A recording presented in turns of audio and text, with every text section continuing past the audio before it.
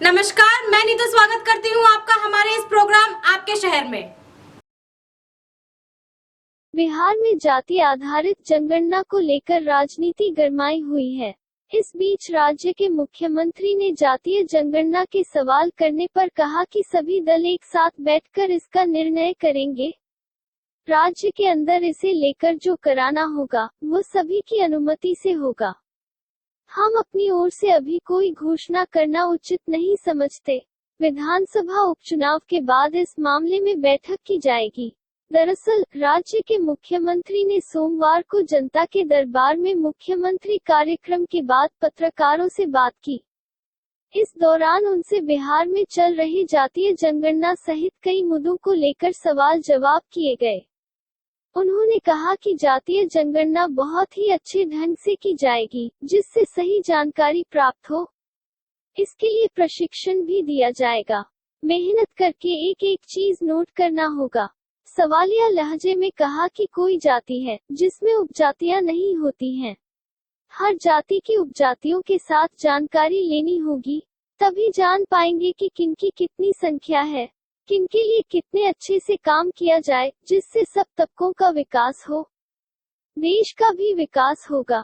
बिजली के मुद्दों पर सीएम नीतीश कुमार ने कहा कि आवश्यकता के अनुसार बिहार को बिजली नहीं मिल पा रही है। जिन कंपनियों से बिजली की खरीद होती है, वहां उत्पादन कम होने से ऐसा हो रहा है। इसके कारण समस्या आई है। इस कारण राज्य सरकार अधिक कीमत पर बिजली की खरीद कर लोगों को उपलब्ध करा रही है। स्थिति को सामान्य करने में ऊर्जा विभाग लगा हुआ है। उन्होंने कहा कि एनटीपीसी और कई निजी कंपनियों से बिजली लेते थे। जितनी आपूर्ति का प्रावधान था उतनी नहीं हो रही है। ज्यादा दाम पर बिजली खरीद कर अब करीब आवश्यकता अनुरूप उपलब्ध करने की स्थिति में हम लोग हैं। पीक आवर में 5500 से 5600 मेगावाट बिजली उपलब्ध हो रही है। स्थिति को ठीक करेंगे, इसके लिए ऊर्जा विभाग पूरे तौर पर लगा हुआ है। ब्यूरो रिपोर्ट CFI समाचार।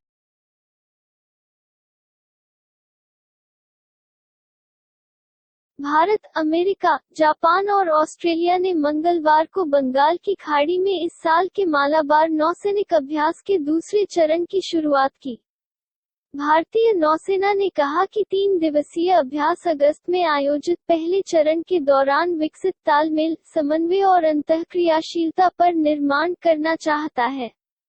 अभ्यास का पहला चरण 26 से 29 अगस्त तक गुआम के प्रशांत महासागर द्वीप पर आयोजित किया गया था। इसमें विध्वंसक, युद्धपोत, कार्वेट, पनडुब्बियां, हेलीकॉप्टर, लंबी दूरी के समुद्री गश्ती विमान, अमेरिकी नौसेना सील और भारतीय नौसेना के समुद्री कमांडो सहित विशिष्ट विशेष बल शामिल थे। भारतीय नौसेना दूसरे चरण में INS Ranvijay, INS Satpura, P-8I लंबी दूरी के समुद्री गश्ती विमान और एक पनडुब्बी के साथ भाग ले रही है।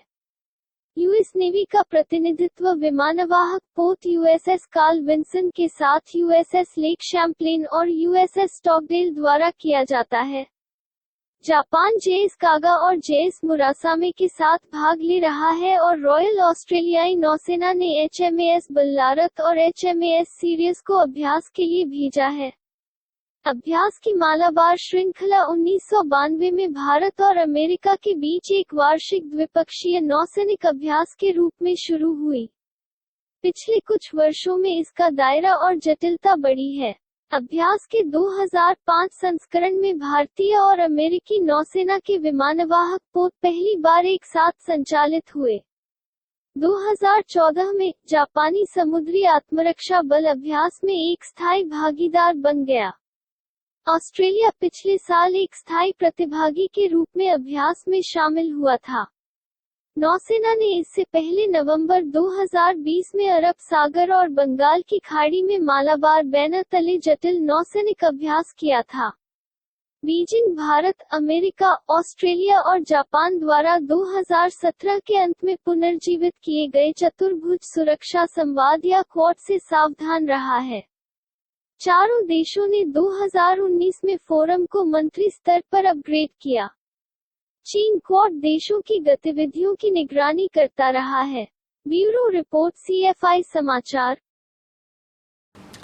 तो आज के लिए बस इतना ही। इस तरह की और नई खबरों को जानने के लिए हमारे चैनल CFI समाचार को लाइक और शेयर जरूर करें। जी हाँ, कमेंट और सब्सक्राइब करना ना भूलें।